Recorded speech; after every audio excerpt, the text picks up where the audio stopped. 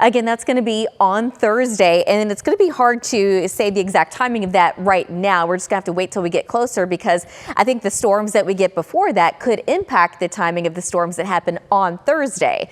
And with any one of these storms, if they do become severe, I think those threats would be up to quarter-size hail, wind gusts of 60 miles an hour, and brief locally heavy rainfall. So just stay updated, have a way to receive those warnings, and the best way to do that is by downloading the WFA app. For the record, though, today we did make it to 87 degrees, so very warm, but the record is actually 94. That was set back in 1972, and the normal 77, so 10 degrees above normal. We had lots of sunshine today. Later this evening and into tonight, clouds will increase ahead of some storms that are right now forming in far west Texas, and that is where they have a slight risk of seeing severe storms. As these storms march east later this evening and overnight tonight, eventually I believe they are going to weaken as they move into the Metroplex. But here's the thing, we could still see some storms by early tomorrow morning, especially by your morning commute. But at this point, not expecting any severe weather across the Metroplex.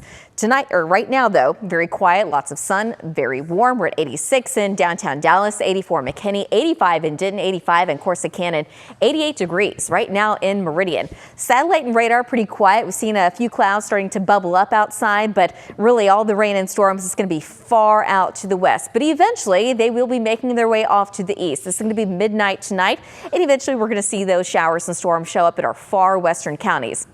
This is going to be 4 o'clock in the morning, and we at least have some rain and storms on the west sides of the Metroplex making their way across the east throughout the rest of your morning commute. Eventually, the storms just kind of wind down, but later in the afternoon, this is going to be noon tomorrow, and we still have some widely scattered showers and thunderstorms. Certainly not everyone's going to see the rain, especially all day. In fact, late in the afternoon and early evening, it looks like we're going to work in some sunshine.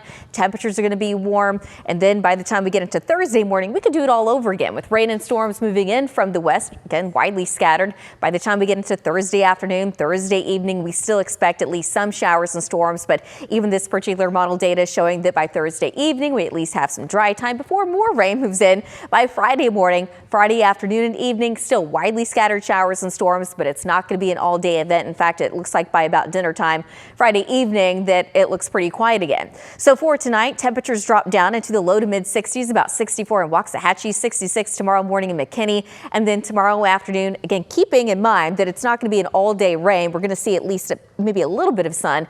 Temperatures still make it to above normal, 79 in Dallas, 80 in Fort Worth, 80 degrees in Waxahachie, and 78 tomorrow in Gainesville. So for tonight, increasing clouds, scattered storms move in well after midnight. Temperatures start out in the mid-60s tomorrow morning. And then tomorrow afternoon, we wind up at about 80 degrees, but generally we're going to be partly to mostly cloudy with scattered showers and thunderstorms. But Thursday, that's the day that we're going to be watching for any severe weather.